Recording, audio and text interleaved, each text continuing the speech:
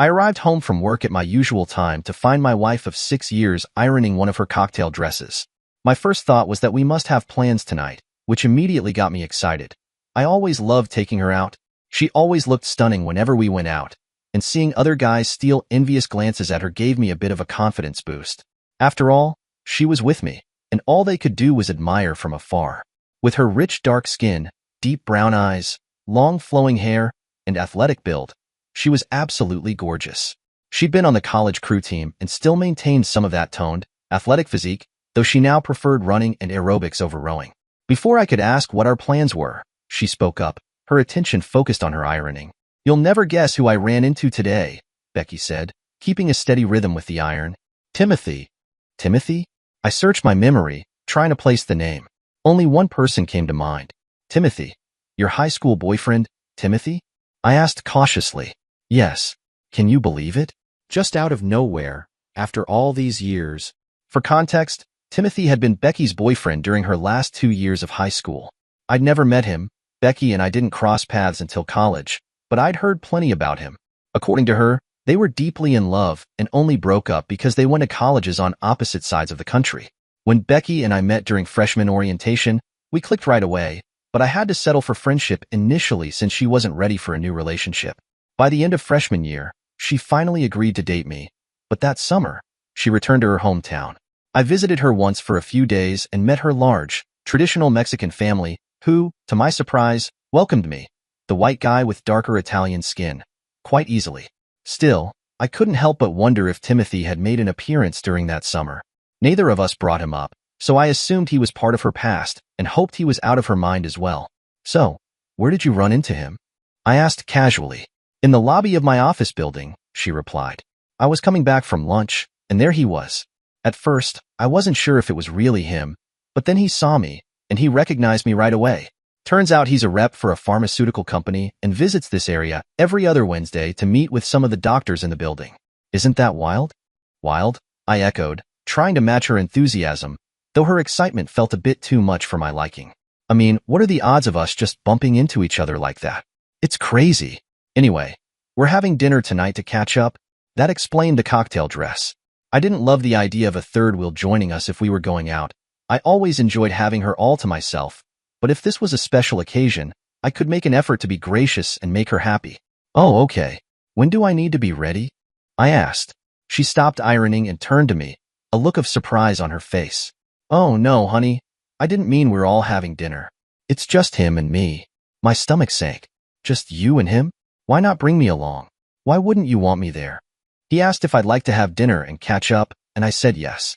"We'll just be reminiscing about old times. I don't want to worry about what you might think, or if you'd feel uncomfortable hearing about things from before we met. I just want to talk freely. Besides, you'd probably be bored. But you know I only love you, baby. Honey, it's completely inappropriate for a married woman to go out alone with another man, especially an ex. Even if nothing happens, imagine how it would look if someone we know saw you out with him." "Ronald, it's not a date," she said, her tone turning defensive. "It's just two old friends catching up over dinner. I can't believe you're making such a big deal out of this." She set the iron down, inspecting her dress for wrinkles.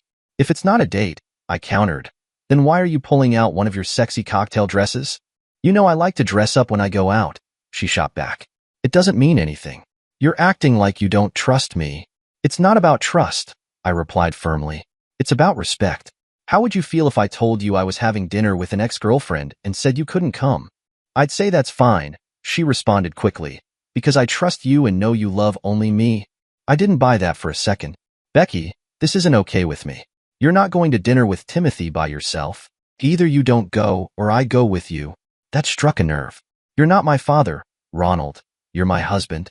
I'm a grown woman, and you don't get to dictate what I can or can't do. I'm going and you're not, and if you don't like it, that's too bad." Grabbing her dress, she stormed into the bedroom and locked the door behind her.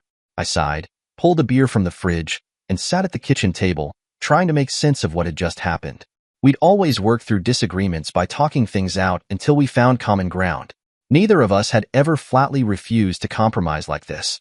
When she finally came out, she looked breathtaking, too breathtaking for what she was about to do, at least in my opinion. As she walked past me, she paused to plant a quick kiss on my cheek. We can talk about this more when I get home, okay? She said softly. I wasn't having it. We've already talked about it. You've made your position perfectly clear. You're going to do whatever you want, and my feelings don't matter. At least now I know where we stand. Just don't forget to use a protection. She froze, her eyes blazing with anger. I'm not going to sleep with him, you son of a bitch. It's just dinner. Damn you, she snapped before storming out and slamming the door behind her. I went to bed early, trying to stop my mind from wandering to where she was, or what they might be discussing. Around 10:30 p.m., I heard her come in. She headed straight to the bathroom, but since she typically showered at night, I didn't think much of it. A few minutes later, she slid under the covers beside me, her bare skin warm against mine. Leaning in close, she whispered softly in my ear. Baby, I could use some tonight. How about a little makeup sex? She murmured. I turned to face her, my expression flat. Honestly, I said, the idea of you getting all worked up with Timothy and then coming home to me doesn't exactly appeal. I'd just be wondering who you were really thinking about. And besides, I don't think we've actually made up yet. I rolled over, signaling the end of the conversation, but she wasn't about to let it go. What she said next, though, caught me off guard. Well, would you rather I got turned on by you and then went to have sex with him? She shot back. Without turning to face her, I replied evenly. So you're admitting you got turned on being with him? No, that's not what I meant, she stammered. All I'm saying is that no matter what, I'm coming home to you. I love you, damn it, and I don't see why you can't understand that or trust me. She wasn't getting it. I sat up, meeting her gaze. And I don't see why you can't understand why this bothers me, I said firmly. No matter who he was to you back then, you're my wife now. I think my feelings should matter. They always have before. But now that St. Timothy's back in town, it feels like I'm just an obstacle for you to ignore, so you can do whatever you want. She looked at me, momentarily taken aback, and for a brief second, it seemed like she finally understood how deeply hurt I was. Her shoulders sagged, and she lowered her head. You're right, baby, she said softly. I'm sorry. I should have been more considerate of your feelings. I got caught up in the excitement of seeing him again and forgot who really matters to me. Can you forgive me? Relieved that she seemed to understand, I pulled her into my arms. Of course, I forgive you, honey. She looked up at me with her beautiful brown eyes, now soft and full of sincerity. Can we make love now? We could, and we did. I thought that was the end of it and put the whole situation out of my mind. That is, until 2 weeks later. Becky called me to say she'd be working late, explaining it was for a special project she needed to finish. Coincidentally, it was a Wednesday, the same day Timothy supposedly came through town on his usual schedule. I couldn't shake the nagging feeling of suspicion. On my way home from work, I decided to swing by her office, bringing a couple of sandwiches as a thoughtful surprise for dinner.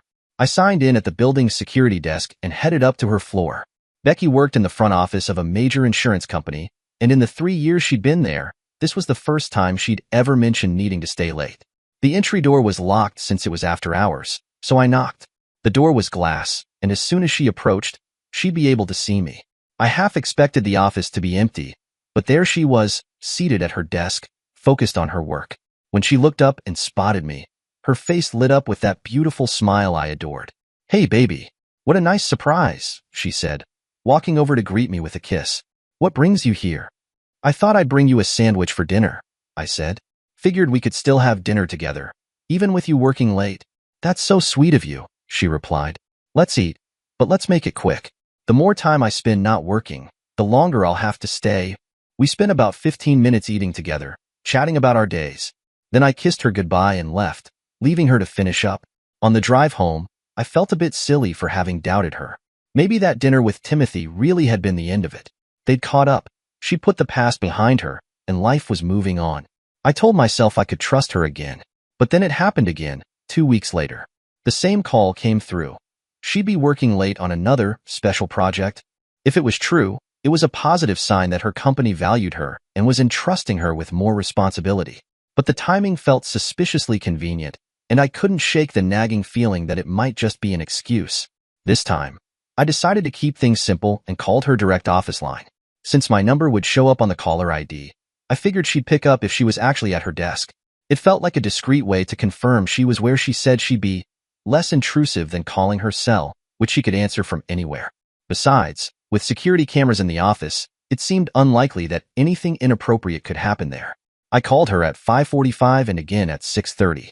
Both times, she picked up on the second ring with her usual cheerful voice. A quick, "I love you. I miss you. Just wanted to hear your voice," was all I needed to settle my nerves. Feeling a tentative sense of peace, I started to believe that my suspicions might be unfounded. When she came home at her usual time the following Wednesday, another day Timothy was supposed to be in town, I let myself hope that whatever had happened before was truly behind us. 2 weeks later, Becky called to say she'd be working late again. This time, it was a Thursday instead of a Wednesday, which helped ease my concerns even further. From that point on, her late nights shifted to every other Thursday. I made it a habit to call her office line once each time, just to hear her voice and calm my lingering doubts. She always answered, cheerful and reassuring, and over time, my confidence in her grew a little more with each call. Things might have continued as they were if not for an office party hosted by Becky's insurance company about 4 months after this all began. It was a Friday evening event at a local Mexican restaurant in their banquet room. Her company held these gatherings twice a year, one in December for Christmas and another in June, which was the current occasion. While I recognized a few familiar faces from previous events, I didn't know anyone well, as I only attended these functions occasionally. As the evening progressed, I found myself chatting with various guests, spouses, significant others, and a few employees. The conversation that changed everything happened with an older woman named Sheila, who introduced herself as the office manager and the one responsible for assigning extra work. "So, you're the one making my married life a little harder," I joked, keeping my tone light. Sheila gave me a puzzled look. "I'm sorry, but I don't quite understand what you mean," she said. Still trying to keep things casual, I mentioned the special projects Becky had been assigned, which had required her to stay late at work a couple of times each month. Sheila's expression shifted, her brow furrowing slightly. "I'm a bit confused," she said, her tone more serious now. "I haven't assigned Becky any extra projects over the past few months. There have only been a couple, and those went to other team members. I know she's stayed late here and there, but that was usually to make up for the extended lunches she's been taking. For errands, as far as I know." Well, didn't I feel like a fool? I stammered some awkward excuse, trying to mask my embarrassment, but a heavy lump settled in my stomach. I had trusted Becky, taking her word at face value, just as trust in a marriage should be, but now it seemed that trust had backfired. I never once connected her late nights with her extended lunches. The shift to Thursdays suddenly felt explainable. Timothy might have adjusted his schedule. Maybe they noticed I'd been checking up on her and thought a change would throw me off, or perhaps it was just coincidence. Either way, the pieces were falling into place. All I needed now was proof. So, when the next every other Thursday arrived, I borrowed a friend's car and parked outside my wife's office building. Shortly after noon, I saw her emerge from the lobby, holding hands with a man who I assumed was Timothy. They walked together toward the parking lot, completely oblivious to the world around them. I took a few photos as they strolled away, surprised by how openly they acted. Her coworkers might not have known exactly what I looked like, but it seemed reckless to assume no one would recognize that the man wasn't me. They got into a Ford Taurus and merged into traffic, with me following closely behind. The traffic was heavy enough that I didn't have to worry about being noticed. They eventually pulled into the parking lot of a Super 8 motel, taking a route that bypassed the office. It seemed like he had planned this. I parked further down the lot, out of sight, and started taking pictures. He led the way, opening the motel room door, and they paused in the doorway as Becky kissed him deeply. My stomach churned, and I noticed she still had her rings on. I couldn't help but wonder if it excited him that she was wearing my rings while they were together. While I waited, I made a few calls, setting up a meeting with a lawyer and informing my office that I'd be taking a few days off. Mostly, though, I just sat there, waiting. Finally, around 2:30, the door opened. I took a few more pictures as Becky emerged, still adjusting her clothes and running her fingers through her disheveled hair. I didn't need any more evidence to know what had just taken place. I put my camera away and drove home. I felt a sense of relief that we hadn't started a family or bought a house. At least this separation would be straightforward in terms of assets. We only had our cars and savings, which would be easy to divide. The expected call came shortly after. I was told she'd be working late on another project. I simply told her that was fine, and that I'd see her at 7:30. I didn't bother calling her that evening, feeling there was no point. But she noticed right away, and when she asked, "Honey, I was expecting your call. You've always called me when you're working late to say you love me. What happened?" I had to come up with an excuse quickly. "I'm sorry, baby. I was in the garage working on something and lost track of time. By the time I realized, you were already on your way home. I promise I won't forget again, though I hope these late nights end soon. Soon, I think, she replied. If not, I'll ask them to assign the projects to someone else. I was determined that the next time would be the last. I had already made all the arrangements, including splitting the finances. Even though I knew what was coming, I didn't bother following her again. I already had everything I needed. So, when the call came that she was staying late again, I wasn't surprised. I grabbed dinner on the way home, but I barely tasted it. Then, I began packing my things. I had a couple of hours before Becky got home, and all I had were my clothes and toiletries. The rest of the apartment, decor, kitchen stuff, was all Becky's style. Cheap and generic. I didn't want any of it. I called her like before, trying to keep things normal for one last time. By the time Becky walked in at 7:25, I was fully packed and my things were already loaded in the car. She was in a good mood as she came through the door. "Hey, baby," she greeted, setting down her things. "How was your day?" She leaned in for a kiss, but I pulled back. "Becky, we need to talk." Okay, honey. Let me put these down." We sat at the kitchen table, a place where so many memories had been made over the years. She smiled, unaware of what was about to happen, as if we were about to have a casual conversation about buying that new sofa we'd been considering. But she had no idea how serious this was going to get. "So, you've been working late a lot recently. How are your projects going?" I asked. Great. They seem really impressed with the work I'm doing. Hopefully, it'll lead to good things down the road. Tell me about them." "What?" She hadn't expected me to ask for specifics. She thought she could get away with just saying projects, and that would be enough. But I wasn't buying it. "The projects," I repeated, leaning in. "Tell me about them. What have you been working on?" Just some analysis, of rates in certain areas and things like that. I'm glad it's going well for you. So, is there anything you'd like to tell me?" "Just that I love you. But you already knew that." I thought I did, until I found out about you and Timothy." She sighed, clearly frustrated. "That again, Ronald. Damn it, I haven't done anything with him. I haven't even seen him since that one time months ago." "Haven't seen him in months? Is that right? Are you sure about that?" "Yes, Ronald. I'm sure." But her face betrayed the certainty of her words. She was worried now. "Then maybe you can explain who this guy is," I said, sliding the pictures I had taken across the table, placing the one of her stumbling out of the hotel room on top. Her head dropped. And then, I pushed the divorce papers in front of her. "No, Ronald, please, it was nothing. Just nothing. Can't we work through this? Counseling, whatever you want," she pleaded. "Of course not, Becky. I told you from the start that cheating was a deal breaker, and I meant it. You're my wife, and in just the last few months, I haven't even been the last person you've been with. And you lied about it, right up until I shoved the pictures in your face. You've shown me nothing but disrespect for me and for our marriage. There's no fixing this. I thought we had something good, and I'm sorry that, apparently, I wasn't enough for you. Oh, Ronald, please don't think it was ever about you. I love you with all my heart, and it was never about you. I can't explain it. All those old feelings came rushing back when I saw him again, and I wanted to experience it one more time. The first night, it was just dinner, and I thought that would be the end of it. But then, he kept invading my thoughts. I was a virgin when we met, so I'd never been with the person I considered my first love. I got caught up in it, and when he came back 2 weeks later and asked me to lunch, I agreed. We ended up at a hotel. I did it willingly. I wish I could say I didn't, but I did. After that, it was easier every time, but it wasn't as exciting. I was thinking about ending it, but I guess I was too late. I'm sorry, Ronald. Please, I love you. Is there anything I can do to fix this? I'm sorry too, Becky. I really did love you. I walked out of the apartment for the last time. For months later, the divorce was final. At least she respected my decision and didn't fight it. I moved into a one-bedroom apartment, and as expected, Becky transferred to a different office and moved in with Timothy. I threw myself into my work, and by the time the divorce was finalized, I had earned a nice bonus and was on track for a promotion after our successful pitch to a large Japanese electronics company. Even though I knew I could never be with her again, I still missed her.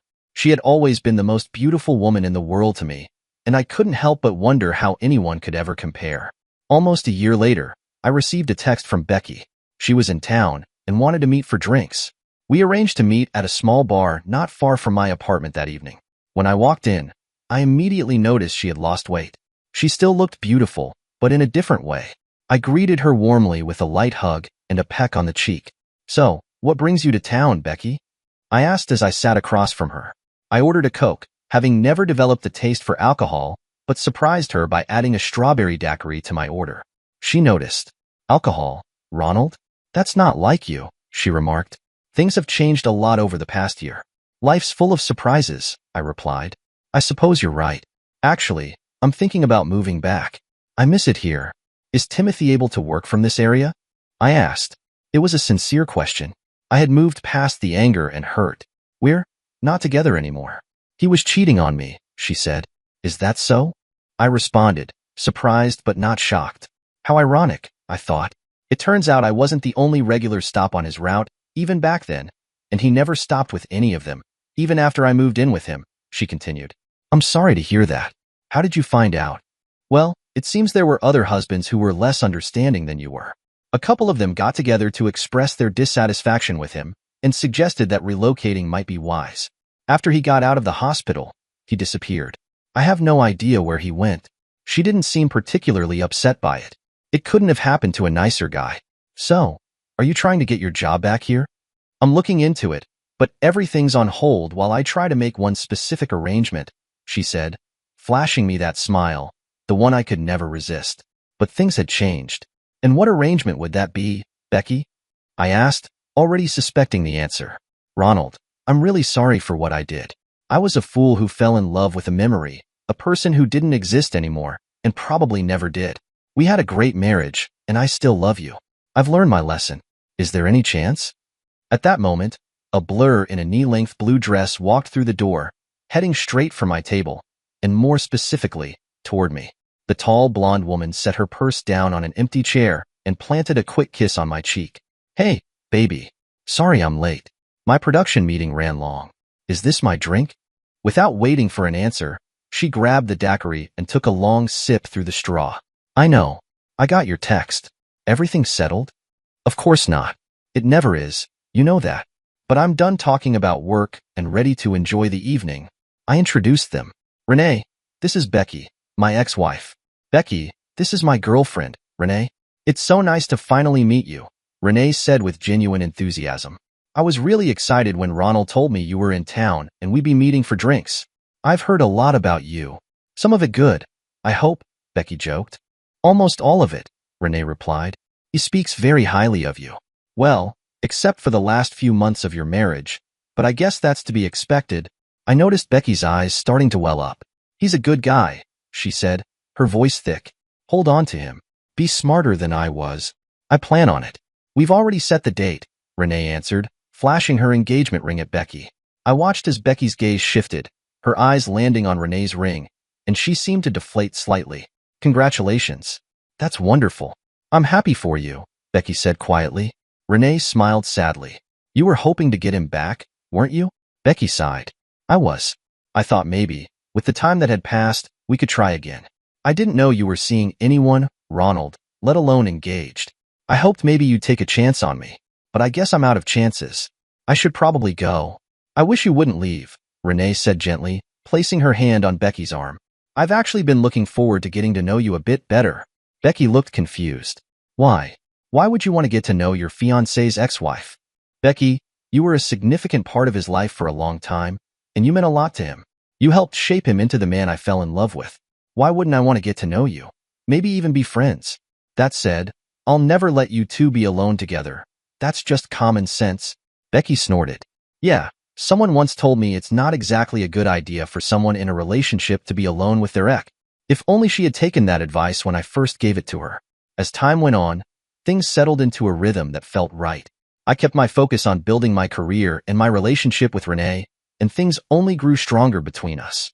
Renee's warmth, understanding, and the way she made me laugh helped me heal from the past. I never expected to find someone who could make me feel whole again, but she did. It wasn't long before we started planning our future together. I proposed on a weekend getaway to a quiet cabin by the lake. I had the ring in my pocket for days, but the moment felt perfect. She said yes with a joyful tear in her eye, and I knew then that I'd never make the same mistakes again. We made our home together, filled with love, laughter, and a new sense of peace. Becky eventually moved on with her life, as did I, but I no longer carried the weight of what had happened. Renee and I made sure to keep building our life on the solid foundation of trust and mutual respect. Every day was a fresh start, and for the first time in a long time, I truly felt like I had everything I needed. I realized that sometimes the greatest gifts in life come after the hardest lessons. And as I looked at Renee, laughing beside me, I knew I had found my real second chance.